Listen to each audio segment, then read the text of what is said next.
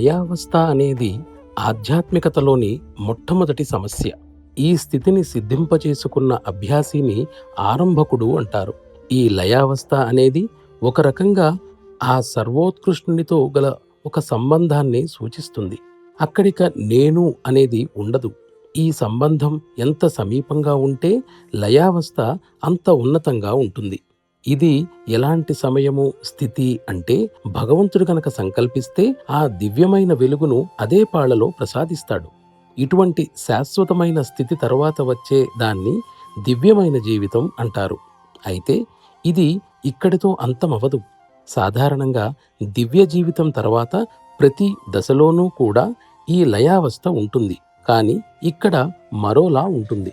మనిషి ఎప్పుడూ లయావస్థను అన్వేషిస్తూ ఉండాలి. దానితో పాటే దివ్య జీవితం వచ్చేస్తుంది. దివ్యమైన జీవితాన్ని లయావస్థ లేకుండా సాధించలేము. దాని అంతమే మాస్టర్ స్థితి. ఈ చివరి దశలో ఉద్భవించే దివ్య జీవితమే చిట్ట చివరి స్థితి. దానినే భూమా స్థితి అని అంటారు. నిజమైన స్థితి తనకు తానే బయట పడుతోందనడానికి నిదర్శనమే ఈ తేలికదనం అనే అనుభూతి కలగటం. ప్రేమానుభూతి కూడా దీనికి నిదర్శనమే. వాక్కును, ఆలోచనను నియంత్రించటం చాలా అవసరం. తద్వారా ఉన్నత లయావస్థలు సాధించటానికి అర్హత వస్తుంది. ఇతరులకు సుఖం, ప్రశాంతత, శాంతి అనేవి సంతోషానికి ఆధారం. కానీ మనకి మాత్రం ప్రళయం, ప్రేమ యొక్క విరహ వేదనలే మోక్షానికి మార్గాలు.